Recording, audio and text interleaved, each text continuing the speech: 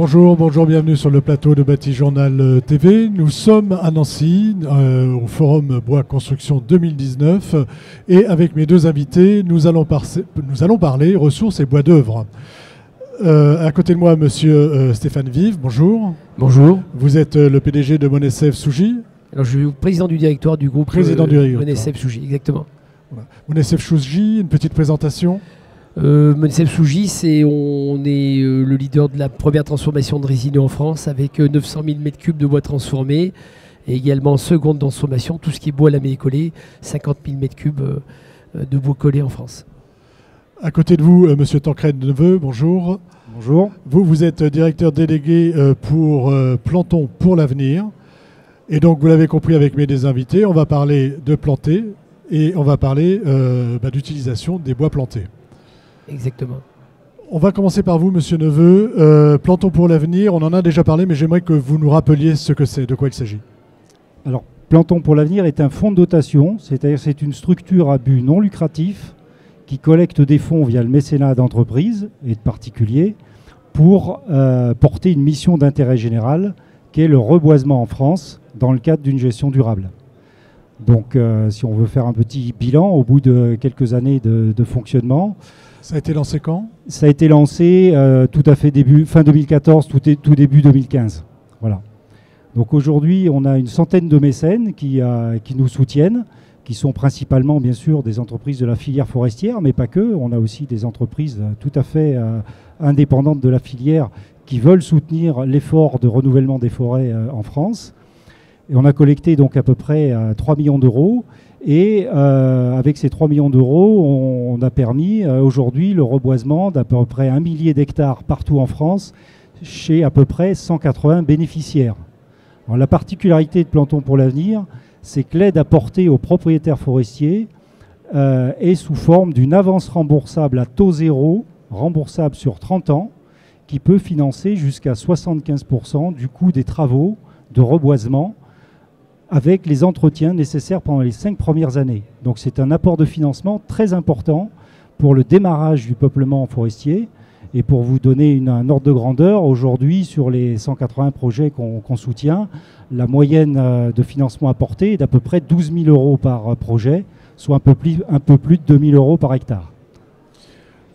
Ce système est vertueux, c'est-à-dire que vous créez en même temps un fonds qui s'auto-alimentera pour pouvoir continuer cette démarche. Hein. Exactement. Hein. L'idée du fonds de dotation, c'est que cette ressource soit réalimentée dans le fonds par le remboursement futur des propriétaires. Et ces remboursements, bien sûr, ne pourront servir qu'à porter cette mission d'intérêt général et donc financer de nouveaux reboisements. Alors on a vu combien vous avez replanté d'arbres, on va dire, mais en France, les chiffres en France, c'est quoi au niveau de la plantation et quel type de... Là on a devant nous un plan de Douglas, ou Douglas, hein, suivant la région où on est.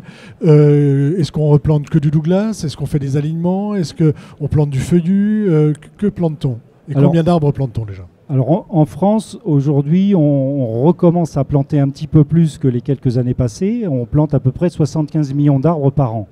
Alors qu'ils s'en plantaient au milieu des années 90, 120-130 millions d'arbres. Hein. Donc déjà, on a un grand retard par rapport à il y a une vingtaine d'années où on reboisait 2 fois plus qu'en France. Qu'est-ce qui explique cette chute ? Alors principalement l'arrêt d'un dispositif qui s'appelait le Fonds forestier national, que l'ensemble des forestiers connaissent bien, de la filière amont et aval aussi, puisque c'est la filière aval qui participait à l'approvisionnement de ce fonds et la disparition des aides, en fait, on stoppait stoppait l'effort de reboisement. Pourquoi planter? C'est peut-être à vous que je vais poser la question. Quel est l'intérêt, vous, aujourd'hui, utilisateur de bois, de replanter? Il paraît évident, mais dites-le nous. Alors, d'abord, on est des industriels, on a investi lourdement aujourd'hui en France pour le développement du bois dans la construction. Donc aujourd'hui, ne pas replanter, c'est scier la branche sur laquelle on est assise. Donc moi, je suis à l'autre bout de Tancred, lui, il est en amont, moi, je suis en aval. Hein, et aujourd'hui, nous, on œuvre depuis un certain nombre d'années au développement du bois dans la construction. Et pour que ce bois, aujourd'hui, se développe dans la construction, on se doit d'amener des produits, on va dire, de plus en plus modernes. Le bois est le matériau le plus ancien qui existe, mais il faut qu'on lui donne une touche de modernité, et le bois se développera dans la construction, davantage en tout cas, dans les années à venir, si on est capable d'amener un produit, on va dire, moderne. Et quand je dis un produit moderne, c'est un produit qui est capable, au même titre qu'une poutre métallique, un HEB ou un HEA, ou qu'une poutrelle béton, de répondre à certaines, on va dire, c'est un produit qui contraintes. répond à des normes, à des contraintes, des normes, c'est-à-dire des abacs. Et c'est toujours et tout ça est finalement, on va dire, normalisé. Il faut des produits normalisés en fait. Il faut des produits normalisés, exactement, et pour lesquels on est capable de garantir une existence structurelle, mais pas seulement, également qu'on soit capable aujourd'hui de rassurer l'utilisateur final, comme quoi cette poutre-là, elle ne va pas se tordre, elle ne va pas se fendre, hors contrainte structurelle, mais aussi qu'il n'y ait pas un désagrément esthétique. C'est un ensemble de choses. On ne peut pas répondre qu'à la problématique structurelle, on doit aussi répondre à la problématique esthétique. Vous voulez ajouter quelque chose ? Oui, je voudrais ajouter juste quelque chose sur la question pourquoi faut-il planter. L'initiative Plantons pour l'avenir est vraiment une initiative de la filière pour la filière. Parce qu'effectivement, planter un arbre, au-delà du symbole qui souvent est utilisé et surutilisé, il faut savoir effectivement qu'est-ce qu'on va faire avec ces arbres, ces forêts. Et il y a un vrai besoin en France de renouvellement des forêts pour qu'elles répondent à la demande en bois future des entreprises, aux besoins des entreprises, des industries de notre territoire. Et des industries du territoire. Exactement. Ça veut dire qu'il faut planter du bois français, mais ça veut dire qu'on ne va pas planter n'importe quel type de bois alors. Ça veut dire déjà il faut planter du bois, puisque de toute façon si nous on œuvre pour le développement du bois dans la construction, ça veut dire qu'on travaille pour qu'il y ait de plus en plus de bois utilisé dans la construction. Donc bien sûr, en amont, il faut qu'on ait une ressource, comme on va en utiliser de plus en plus, il faut que la ressource corresponde. Et pour ça, effectivement, on a cette obligation de planter. Alors après, aujourd'hui, en France, et économiquement, ce qui est utilisé dans la construction, c'est le résineux, de façon générale. Hein. Donc ça sera du sapin, de l'épicéa et du Douglas, qui est une essence aujourd'hui qui résiste bien, on va dire, aux contraintes climatiques, si on parle de réchauffement ou autre chose comme ça, et qui craint beaucoup moins, on va dire, toutes les bestioles, comme le bœuf-striche, hein, qui n'est pas affecté par ce type de, on va dire, de petites bêtes. Donc c'est un bois qui résiste bien, et effectivement on a intérêt à replanter, puisque pour donner un ordre d'idée, Tancred parlait de 75 millions de plants. Si on parle uniquement hors massif landais, ça doit être une trentaine de millions, quand les Allemands plantent 300 millions, et quand les Polonais en plantent 1 milliard. Donc c'est sûr qu'on est en train d'emmagasiner un retard, hein, qui peut créer depuis 1995 la fin du FFN, on va dire un creux. Et il faut qu'on se dépêche à replanter pour pouvoir effectivement, à un moment, répondre au développement de l'utilisation du bois dans la construction, sur lequel on travaille depuis une dizaine ou une quinzaine d'années avec les industriels français. Aujourd'hui, on va dire que vous avez la ressource parce que c'est celle qui a été plantée avant les années 90. Mais bientôt, vous allez avoir un creux vous n'allez plus trouver ou moins trouver de bois, c'est ça ? C'est ça. Il y aura est-ce qu'on a une date et le creux, il est attendu pour quand ? On le connaît ? Il va être autour de 2035. Ça va dépendre des essences. Hein. Il y a certaines essences où le creux est déjà là, par exemple le peuplier. Hein. Donc il faut reboiser du peuplier en France. Heureusement, le peuplier a une rotation assez rapide. Donc c'est un creux qui ne va pas durer trop longtemps. Mais après, il y a d'autres essences où le creux va être plus long, comme certains résineux. Hein, donc effectivement, il faut renouveler, et notamment avec le Douglas. Le Douglas est la deuxième essence la plus plantée en France aujourd'hui, et ça répond véritablement à un vrai besoin, à une vraie inquiétude de renouvellement et de ressources pour nos entreprises demain. C'est également une essence pour un résineux qui pousse relativement vite, parce que le Douglas a de bonnes caractéristiques, puisque non seulement il pousse vite, ce qui intéresse le forestier, mais également a des qualités de durabilité, puisque c'est un bois aujourd'hui, la partie rouge de Douglas, le Duramen, résiste aux champignons et aux insectes. Et la troisième qualité, c'est que structurellement, il est également résistant. Donc c'est un arbre qui, dans l'avenir, sera planté, à mon avis, de plus en plus. De plus en plus pour ses qualités. Donc du Douglas, plantons pour l'avenir, mais est-ce que ça va suffire, plantons pour l'avenir? Quels seraient les autres leviers sur lesquels il faudrait agir pour qu'on replante de la forêt? Puis je vais vous embêter un petit peu quand même. On entend, le grand public s'intéresse à la forêt et on entend dire que si on replante des résineux partout, on pourra plus aller se promener, enfin des choses comme ça. Qu'est-ce que vous répondez à cela? D'abord, il y a des idées reçues qui sont fausses. La France est constituée de 70% de feuillus et 30% de résineux. Donc aujourd'hui, manifestement, il y a 2 tiers, 1 tiers.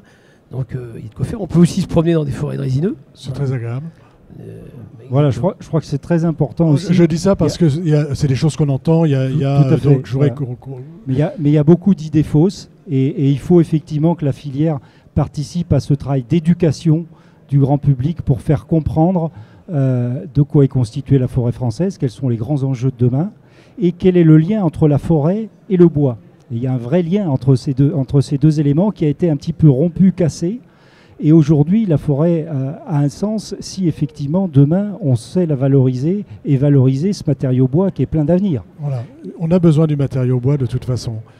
Le matériau bois, le Douglas qui est planté, demain c'est un emploi dans l'industrie. Donc c'est aussi un élément important, on va dire, dans l'économie d'un pays. Parce que tout le FFN existait. Pourquoi? On subventionnait la plantation pour que plus tard, ça crée de l'industrie, un emploi et de la valeur ajoutée. Un arbre, un emploi. Je ne sais pas si c'est un arbre, un emploi, mais en tout cas, planter des arbres, c'est créer des emplois. C'est créer des emplois. Donc, dernière question, et enfin, je repose la question que je vous posais avant de digresser un petit peu, sur ce qu'il faudrait faire pour aller plus loin que Plantons pour l'avenir, selon vous. Plantons pour l'avenir. Déjà développer Plantons pour l'avenir, ne pas hésiter à être mécène. Déjà développer Plantons pour l'avenir. Le mécénat est un potentiel gigantesque en France. Il y a plus de 3 milliards de dons par an par les entreprises françaises dans le cadre du mécénat. La plupart du temps pour soutenir des actions d'ordre culturel, pour la santé, pour l'éducation, et l'environnement passe vraiment tout à fait à la fin. Donc il y a un potentiel énorme pour intéresser les entreprises à soutenir cette mission d'intérêt général qui est de renouveler nos forêts françaises pour que demain elles assurent la ressource d'une belle filière. Et derrière, effectivement, il faut que la filière entière soutienne elle-même cette initiative pour qu'elle soit plus lisible aussi. Et puis, bien sûr, ça ne suffira pas. Mais il y a des programmes établis par, bien sûr, les collectivités, par l'État sur cette problématique de renouvellement. Mais Plantons pour l'avenir peut arriver en complément de tout ça. Voilà. Vous aurez le mot de la fin sur les besoins et sur comment faire pour planter plus. Alors pour planter plus, c'est un bon début, effectivement, mais ça ne suffira pas. Donc après, il faut qu'il y ait des réponses aussi politiques. Hein. Il faut soit aujourd'hui instaurer, si c'est possible, soit des taxes en bas de page comme était le FFN, hein, pour subventionner la plantation. C'est peut-être financiariser la forêt. C'est aussi regrouper, parce qu'on a beaucoup de terrains qui sont aujourd'hui isolés, hein, regrouper pour planter, on va dire, correctement. C'est également les gens qui ne s'occupent pas de leur forêt, peut-être qu'il y a peut-être des sanctions, parce qu'il y a plein de forêts aujourd'hui, il y a plein de personnes, des forêts qui ont été, parce que quand vous plantez une forêt, ça sert à vos enfants ou à vos petits-enfants. Donc dans ce cadre-là, il y a des gens aujourd'hui qui ne savent même pas où sont leurs forêts. Donc une forêt qui est entretenue, cette forêt-là, on va dire il peut y avoir des avantages fiscaux. La forêt qui n'est pas entretenue, il ne faut pas qu'il y en ait. Il faut qu'au contraire, ce soit l'inverse. Et qu'on pousse les gens aujourd'hui à les entretenir. Parce qu'une forêt qui n'est pas entretenue, c'est une forêt qui meurt. Voilà, à les entretenir et puis à planter. Merci messieurs. Et puis donc ce joli plan de Douglas à aller planter, où est-ce que vous allez le planter ? Sur le Massif central, peut-être, ou peut-être un petit peu dans l'est de la France. Ça peut aussi répondre à certaines problématiques où l'épicéa est en zone un petit peu difficile et attaquée par le scolyte. Voilà, on va aller le mettre dans les Vosges, pas loin d'ici. Merci beaucoup d'être venu jusque-là. Une émission à retrouver donc sur notre site internet Bâti Journal TV, sur le site de notre partenaire France Bois Forêt et évidemment sur le site du Forum Bois Construction. Merci à vous.